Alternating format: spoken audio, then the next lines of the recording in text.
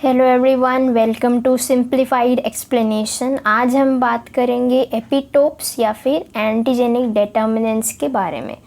चलिए स्टार्ट करते हैं। जब भी कोई एक इम्यून सेल्स किसी भी एंटीजन को रिकग्नाइज करता है तो वो कंप्लीट एंटायर एंटीजन के साथ इंटरैक्ट नहीं करता, जबकि वो एक पार्ट ऑफ द एंटीजन के साथ इंटरैक्ट करता है। तो जो पार्ट है एंटीजन का जो कि इंटरैक्ट हो रहा है विद द एंटीबॉडी, उस पार्ट को हम बोलते हैं एपिटोप। और जो पार्ट ऑफ द एंटीबॉडी है और जो या फिर कह सकते हैं कि part of the variable region जो कि इंटरैक्ट कर रहा है एपिटोप के साथ में, उसको हम कहते हैं पैराटोप। अगर हमें समझना हो कि एपिटोप और पैराटोप क्या है तो हम इस डायग्राम से समझ सकते हैं कि ये एक एंटीजन मॉलिक्यूल है और इसमें एक एंटीजन का ही एक पार्ट है जो कि इंटरैक्ट कर रहा है विद द एंटीबॉडी। तो इस पार्ट को ऑफ द एंटीजन जो कि इंटरैक्ट कर रहा है एंटीबॉडी के साथ में, उसे हम एपिटोप कह रहे हैं। जबकि एक एंटीबॉडी का वो पार्ट, वेरिएबल रीजन का वो पार्ट जहाँ पे वो एपिटोप के साथ इंटरैक्ट कर रहा है, उसे हम पैराटोप कहते हैं।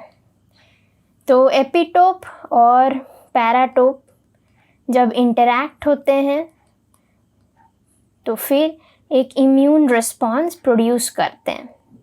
तो अगर हमें डिफाइन करना हो एपिटोप्स क्या होते हैं तो epitopes are immunologically active regions होते हैं ऑफ द इम्यूनोजन या फिर एंटीजन जो कि बाइंड कर रहे हैं with the specific antigen binding site in the variable region में ऑफ एन एंटीबॉडी मॉलिक्यूल, जिसे हम पैराटोप कहते हैं।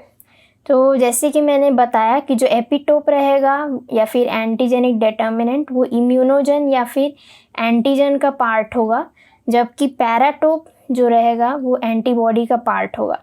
एंड जब ये दोनों इंटरैक्ट करेंगे तो वो एक इम्यून रिस्पॉन्स प्रोड्यूस करेंगे। तो एक एंटीजन और एंटीबॉडी या फिर एपिटोप और पैराटोप का जो बाइंडिंग होता है वो डिपेंड करेगा उनके 3D स्ट्रक्चर पे या 3D इंटरैक्शन में, वो उनके वीक नॉन कोवेलेंट बॉन्ड्स पर डिपेंड करता है। वीक नॉन कोवेलेंट बॉन्ड्स पर डिपेंड करेगा। अब कभी कभी ऐसा सिचुएशन हो सकता है जहाँ पे एक ही एंटीजन हो और उसमें डिफरेंट टाइप्स ऑफ एपिटोप्स हो सकता है। सपोज ये एक एंटीजन है, एक सिंगल एंटीजन मॉलिक्यूल में अलग अलग टाइप के एपिटोप्स प्रेजेंट हो सकते हैं, तो जो कि रिकग्नाइज हो जाएंगे अलग अलग टाइप के सेल से, लाइक बी सेल्स और टी सेल्स हो सकता है। सो ये था एपिटोप का ब्रीफ। अब हम जानते हैं कि इसके टाइप्स क्या क्या होते हैं। तो 2 टाइप के एपिटोप होते हैं, उनके लोकेशन, कंपोजिशन और प्रॉपर्टीज़ के हिसाब से। फर्स्ट है conformational determinant and linear determinant. So conformational को ही हम नॉन सीक्वेंशियल कहते हैं, non sequential epitope. Conformational determinant वो होता है जहाँ पे amino acids are far apart in the primary structure but close together in the tertiary structure. इसका मतलब ये है कि जब भी एक सपोज ये एक लीनियर प्राइमरी स्ट्रक्चर है, यहाँ पे ये अमीनो एसिड्स है और ये अमीनो एसिड्स जो है ये बहुत ही दूर दूर है अपने स्ट्रक्चर पर, प्राइमरी स्ट्रक्चर पर, लेकिन जैसे ही इसका फोल्डिंग होता है तो इसको इस तरह से फोल्ड किया जाता है कि इसके जितने भी जो फार अमीनो एसिड्स है वो क्लोज आ जाते हैं और वो एक कन्फर्मेशनल एपिटोप फॉर्म करते हैं। तो इससे ये समझ में आता है कि इस टाइप के एपिटोप्स जो रहते हैं वो एक नेटिव कन्फर्मेशन पर डिपेंड करता होगा। एंड इसकी फोल्डिंग से समझ में आ रही है कि ये 3D स्ट्रक्चर फॉर्म करते होंगे। तो इस टाइप के जो एपिटोप्स होते हैं हम उनको नॉन सीक्वेंशियल एपिटोप्स कहते हैं। इनको नॉन सीक्वेंशियल क्यों कहते हैं? क्योंकि इसमें जो अमीनो एसिड्स है ये एक कंटिन्यूस सीक्वेंस में प्रेजेंट नहीं है, ये एक प्राइमरी स्ट्रक्चर में बहुत ही दूर दूर प्रेजेंट है, इसीलिए इसको नॉन सीक्वेंशियल एपिटोप्स कहते हैं। तो अगर हम इसके कन्फर्मेशन को अगर जान गए हैं तो इससे हमें ये पता चल सकता है कि ये किस टाइप के सेल्स रिकग्नाइज कर सकते हैं इस टाइप के एपिटोप्स को। तो नेटिव कन्फर्मेशन को जो सेल्स रिकग्नाइज करती है वो होती है बी सेल्स, क्योंकि टी सेल्स तो हमेशा डीनेचर्ड पेप्टाइड को ही रिकग्नाइज करेगी जो कि MHC मॉलिक्यूल प्रेजेंट करेगा। तो कन्फर्मेशनल या फिर नॉन सीक्वेंशियल एपिटोप्स जो रहते हैं वो रिकग्नाइज होते हैं बाय बी सेल्स। नेक्स्ट है लीनियर डिटर्मिनेंट, या फिर हम इसको सीक्वेंशियल कहते हैं, सीक्वेंशियल एपिटोप कहते हैं। तो ये एक लीनियर सीक्वेंस होगा of continuous 6 to 8 amino acids का। मतलब कि यहाँ पर एक अगर हम प्राइमरी स्ट्रक्चर देखते हैं तो इसमें कंटिन्यूसली जो अमीनो एसिड्स प्रेजेंट होंगे वो एक कंटिन्यूस लीनियर मैनर में प्रेजेंट होंगे 6 to 8 अमीनो एसिड्स के। तो ये कैसे प्रोड्यूस हुआ होगा? तो इसमें जब भी एक प्रोटीन है वो जब उसका डीनेचर किया जाता है, फ्रैगमेंट किया जाता है और फिर उसको प्रोसेस करके उसको MHC मॉलिक्यूल प्रेजेंट करती है, तो इस टाइप के एपिटोप्स को रिकग्नाइज करते हैं टी सेल्स, क्योंकि MHC मॉलिक्यूल्स जिस एपिटोप्स को प्रेजेंट कर रहे हैं वो लीनियर एपिटोप्स होते हैं। तो टी सेल्स रिकग्नाइज कर सकते हैं या फिर बी सेल्स भी कर सकते हैं। तो इस टाइप का जो एपिटोप होता है उसको वो एक प्राइमरी स्ट्रक्चर पर डिपेंड करेगा, बल्कि एक कन्फर्मेशनल डिटर्मिनेंट जो रहता है वो एक टर्शरी या फिर 3D स्ट्रक्चर पर डिपेंड करता है। तो देखते हैं कि इसका किस तरह से कंपैरिजन हो सकता है। यहाँ पे हम देख रहे हैं कि कन्फर्मेशनल डिटर्मिनेंट है एंड लीनियर डिटर्मिनेंट है। यहाँ पे फर्स्ट है अरेंजमेंट ऑफ अमीनो एसिड। तो जैसे कि मैंने पहले बताया कि यहाँ पर जो फार अमीनो एसिड्स होते हैं उनको क्लोज लाया जाता है। किस तरीके से लाया जाता है? फोल्डिंग से लाया जाता है। जबकि लीनियर डिटर्मिनेंट में क्या होता है कि एडजेसेंट अमीनो एसिड्स प्रेजेंट होते हैं और वो एक लीनियर अरेंजमेंट होता है।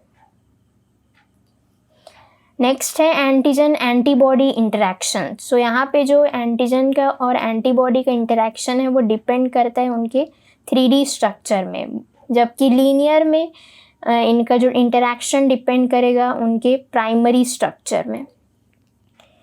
अवेलेबिलिटी फॉर एंटीबॉडी इंटरेक्शन, तो यहाँ पे जो कन्फर्मेशन अवेलेबल होगा वो होगा नेटिव कन्फर्मेशन, और लीनियर में डीनेचर्ड पेप्टाइड्स अवेलेबल होंगे जो कि MHC मॉलिक्यूल प्रेजेंट कर रहे होंगे। सो इस तरीके से हम इसको कंपेयर कर सकते हैं। अगर हमें इसे अनदर वे में कंपेयर करना हो या फिर कैटेगराइज करना हो ऑन द बेसिस ऑफ कि किस टाइप के सेल्स रिकग्नाइज करते हैं किस टाइप के एपिटोप्स, लाइक किस टाइप के एपिटोप्स रिकग्नाइज होते हैं बी सेल से और किस टाइप के एपिटोप रिकग्नाइज होते हैं टी सेल से। तो अगर हमें इस टाइप के कैटेगराइजेशन करना है तो हम इस टाइप से कर सकते हैं। पहला है फर्स्ट कंपोजिशन। सो कंपोजिशन, क्योंकि बी सेल्स मैंने पहले ही बताया कि वो एक नेटिव कन्फर्मेशन को रिकग्नाइज कर सकता है, तो इसका मतलब प्रोटीन्स होगा, पॉलीसैकेराइड होगा,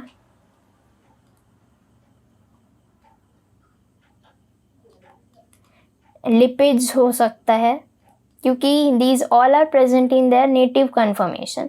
जबकि टी सेल्स जो रहते हैं वो उन्हीं एपिटोप्स को रिकग्नाइज कर पाते हैं जो कि MHC मॉलिक्यूल प्रेजेंट करेगा, और MHC मॉलिक्यूल हमेशा प्रोटीन्स या पेप्टाइड्स को ही प्रेजेंट करता है।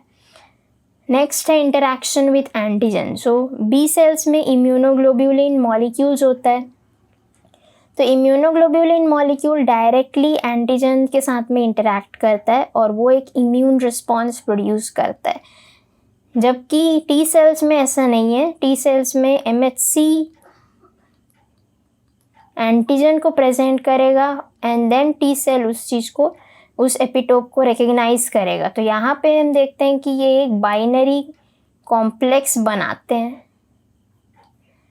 जबकि यहाँ पर एक टर्नरी कॉम्प्लेक्स बन रहा होता है। नेक्स्ट है binding with the soluble protein. So B cells interact कर सकते हैं उन एपिटोप्स के साथ में जो कि फ्रीली प्रेजेंट है सॉल्यूशन में।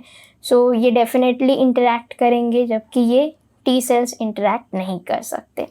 एपिटोप प्रॉपर्टीज़, तो जैसे कि मैंने बताया कि बी सेल्स जो रहते हैं वो एक नेटिव कन्फर्मेशन को आइडेंटिफाई कर सकते हैं। इसका मतलब ये है कि इसके जो एपिटोप्स होंगे वो इजीली एक्सेसिबल होंगे सरफेस पे, और दूसरा ये कि अगर ये सॉल्यूबल प्रोटीन के साथ इंटरैक्ट कर रहे हैं, इसका मतलब कि ये हाइड्रोफिलिक होने चाहिए,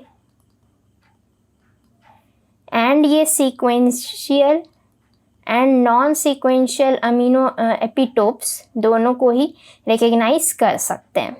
जबकि टी सेल्स जो रहते हैं वो से उनके जो एपिटोप्स रहते हैं वो इजीली एक्सेसिबल नहीं होते, क्योंकि उनके जो पेप्टाइड्स को ब्रेक डाउन करके डीनेचर करके एक लीनियर पेप्टाइड बनाया जाता है। इसका मतलब ये कि जो इसके जो एक्सेसिबिलिटी है वो नहीं होती है। दूसरा ये कि ये डीनेचर्ड पेप्टाइड्स होते हैं, डीनेचर्ड वो भी इंटरनल लीनियर पेप्टाइड्स, जो कि MHC मॉलिक्यूल प्रेजेंट कर रहा होता है। तो इस तरीके से हम इस एपिटोप्स को प्रेजेंट कैटेगराइज कर सकते हैं। सो होप कि ये हेल्प किया होगा आपको। Thank you.